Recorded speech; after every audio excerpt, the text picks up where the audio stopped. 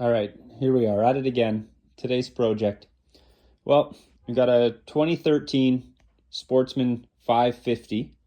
It's the model before they came out with the 570. Doing a water pump on this. I should have taken a video of how to take this all apart. I'd never done one before on this engine, but you can kind of see where we're at. Basically, all the plastics have to come off. Side plastics, front plastic, everything off. You've got the water pump in here. Okay, I've already taken it apart. I've gotten the seal out that's leaking. What was happening was it's got a little drain tube down in here. You can see there's a little bit of water on my hand. Do this. Now, I've got the gas tank out of this thing. You may or may not have to take the gas tank out. I took it out because I wanted to see what was going on better. When you've got the gas tank in here, it fits into these little slots. The gas tank sits here, and so you only have this much space, which is a good amount. I mean, I could get the cover off and stuff like that, but they use a mechanical seal. If you've ever done a Polaris mechanical seal, you know. And I just wanted some better space. And also when the new one comes in, we are going to have to put the new one on and tap it in with a driver. And I just wanted to give myself a good amount of space to have to swing a hammer and get that. So I took the extra 10 minutes and I was already here. I mean, we've already got everything apart. We just slid the tank out. There's an oil pump back here on the back side, which is connected here to the crank. And that's going to spin your oil pump. And that's what spins this shaft. We've got our water pump housing in here. And they're separated. So essentially what it looks like in there is this is our water pump housing. There's our shaft right there that we're looking at. It comes out. You've got oil on the back side here. It's in the engine. And you got your coolant here. Now they're separated. You've got an oil seal right here on the back, sealing the oil from getting into the water pump housing.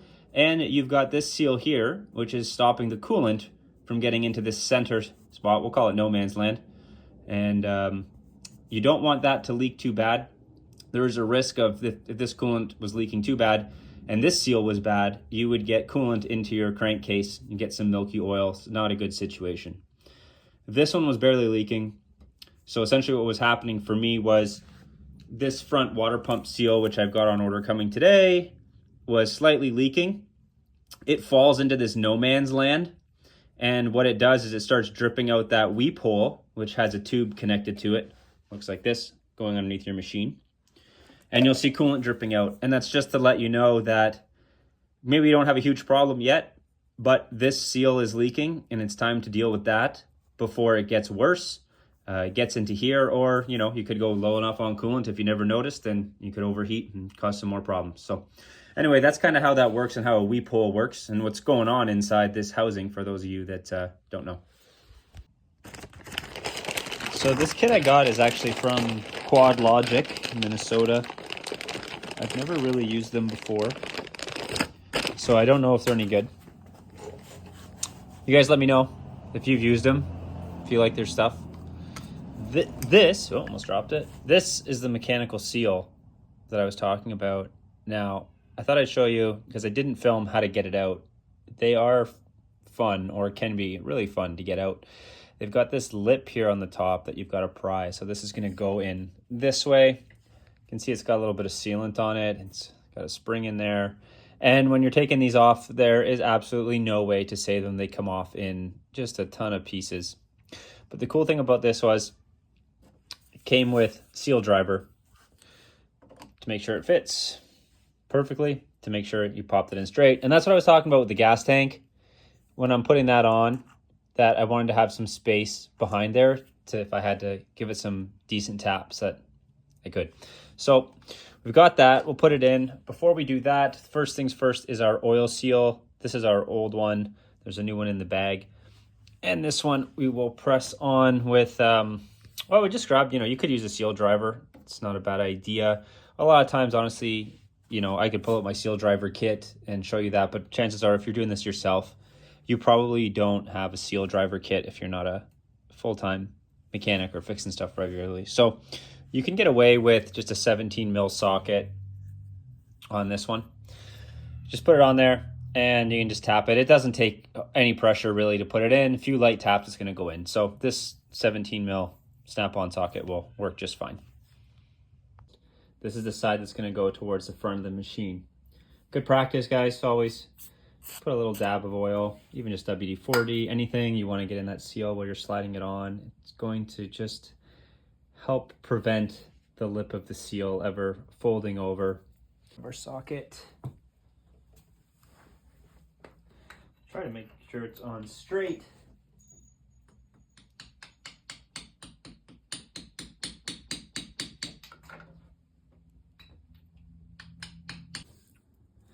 Okay, there you go.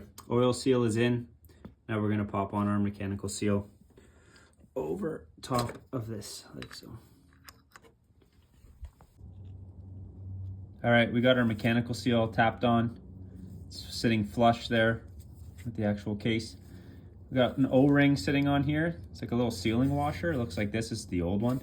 That's gonna go on, right? Then we're just waiting on our new impeller. It'll show up in a day or two. So now we got the hard part done. We got it tapped on.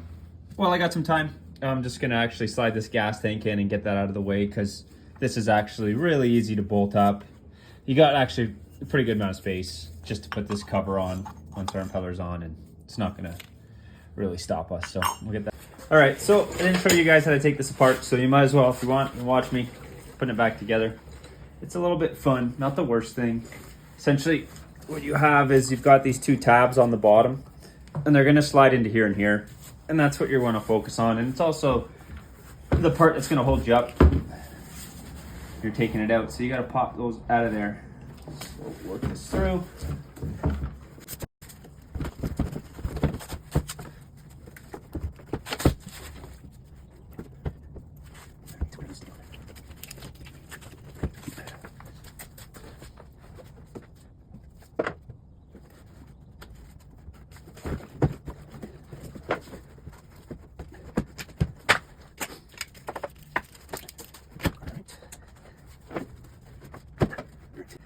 All right. Okay, that's sitting in place. Looks like our holes are pretty lined up. We'll get our fuel pump connector on. The reassuring click. Our fuel line. Be really careful, go on straight.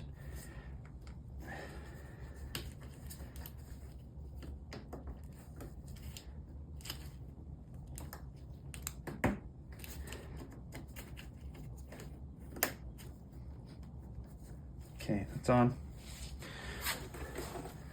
Now, got our two 10 mils that I showed you.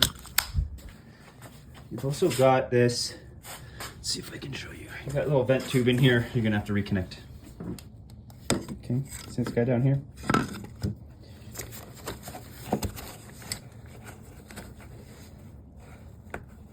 We got to slide back on there, like that. See? And again, you've got a 10 mil in there, and you've got a 10 mil in there, and really that's it. That's all it's holding it in. So like I said, not a crazy amount of work to get that out once you're here to get to this pump. And you can still see we've got a lot of space to still bolt that in. But if you guys have done this before, let me know if you've done this without taking the tank out for basically popping that seal in. But you can see it's kind of tricky to get around the front.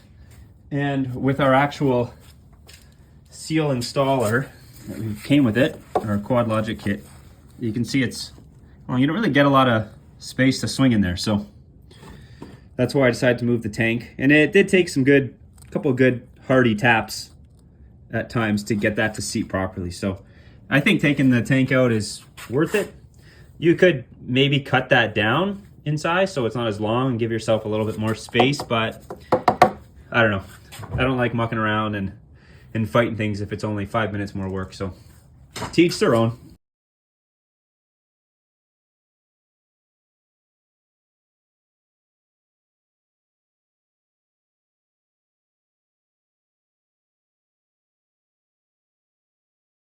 Close it down. And get our crankcase breather hose on.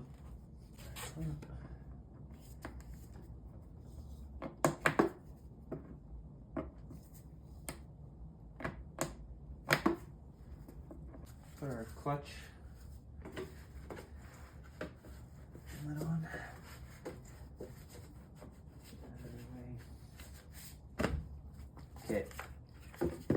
ECU back on.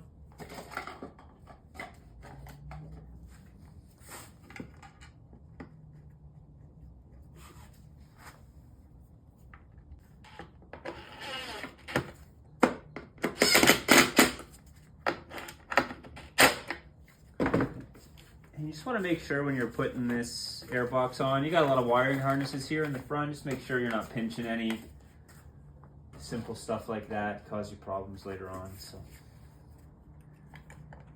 got a little bracket here for our main wiring harness. Here.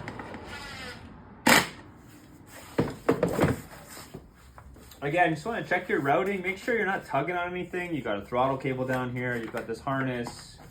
Want to make sure you're not pulling on anything. Make sure it's routed properly, and you don't have to worry about it again. All right, so we got our new impeller. Tight to the left-hand thread. So you got a little washer. It's important. This goes on in front of the mechanical sill here. We've got a new one on, so that's good to go. All I'm going to do is put a little drop of blue Loctite on the threads just to be safe. Just a little dab. All right. There it is.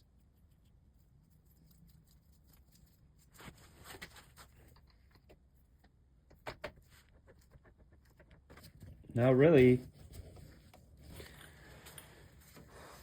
all we've got left is our hose.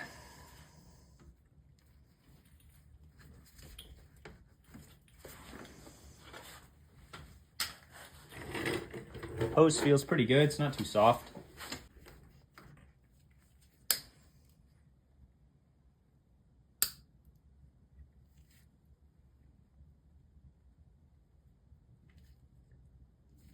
So I'm gonna get some coolant.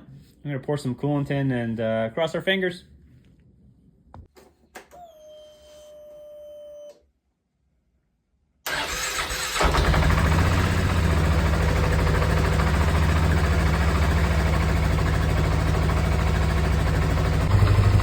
Alright, so we're just letting the cooling system bleed. We've got the front end jacked up just a little bit to help with gravity, just so that our air works its way up to the top. If you watch, you'll see the coolant level comes up, you'll see some bubbles pop out, but really there's a couple bubbles.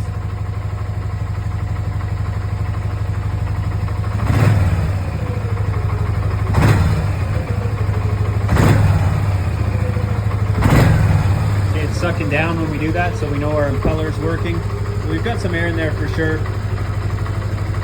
What you want to do is run this, keep an eye on the temperature. You want the cooling fan to cycle, that way you know there's no air pockets. So it'll take a little while, it's a little cold out today. We'll let this run, and then I'll show you how to get the plastics back on, since we're doing this kind of backwards for you. All right, let's get these plastics back on. So we're doing this backwards, since I wasn't smart enough to film this for you.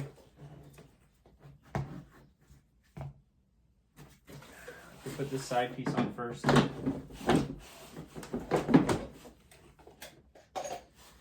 If you work on Polaris Sportsmans ever, you know that, you probably know, the plastics are usually the most fun part. So I actually like to get this on first. And then when we put our front cab on, it fits onto here. It's a lot easier. Otherwise you're fighting with this to slide it in between the two. So I'm just gonna make sure that we put that weep hole drain tube back on. So that's on there. We can leave this loose for now. These all line up. One thing I do with all my pins, they get so dirty, I usually wash them in warm water before I put them in, and that way they slide in a lot nicer. You're not fighting the sand and the dirt that's all built up in there. Take our cover off our fuel tank. Got our big plastic. here. I'm just gonna get a little silicone spray. Just work that around. Because we've got our fuel neck here on the bottom for our cap, which will slide onto our tank. These are actually pretty good. They're not too bad to do.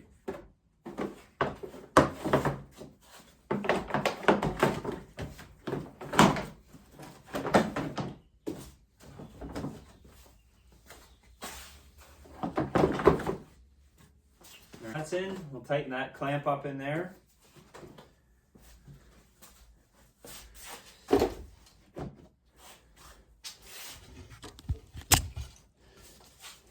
Okay, show you, get these off.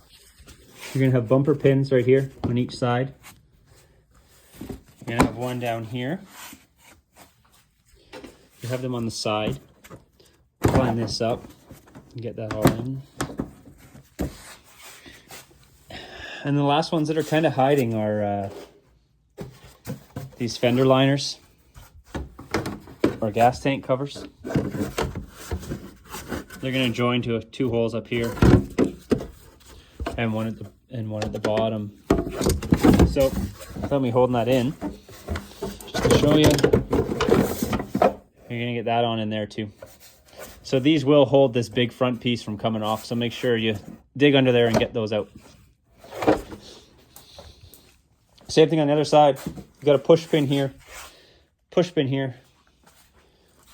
These ones on the side. And we are working on, I got this clamp for our fuel filler up here to go on.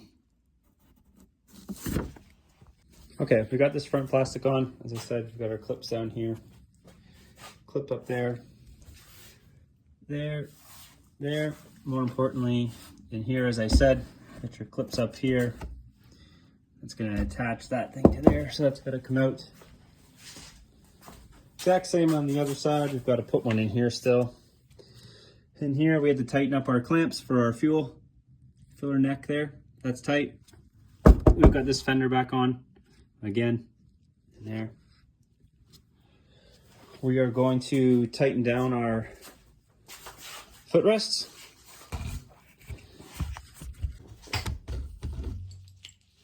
Footrest is held on by these 4 10mm nuts, 4 10mm bolts. So we'll get those tightened down. After, we'll throw our side plastics on. You can work this through the gear shifter. I see a lot of people take it off. It's a little bit of a fight, but you don't have to take this knob off. Fits in the front, and you gotta slide it underneath here, underneath this. Same thing on the other side. Just no gear shifter to contend with. Just a couple pins, couple screws.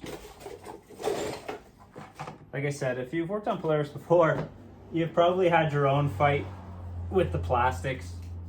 I don't think they're known to have amazing fit and finish, but you know, they're not Maseratis. All right, we've got our side panels on.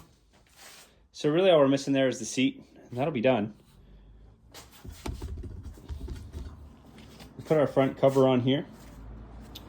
There's 2 tabs back here. It's the only thing to be aware of, and you got 2 bolts holding it down really easy. I've got a battery tender connector here that I feed through. Always good to have a battery tender, that's for sure. So you slide those 2 tabs I showed you in at the back.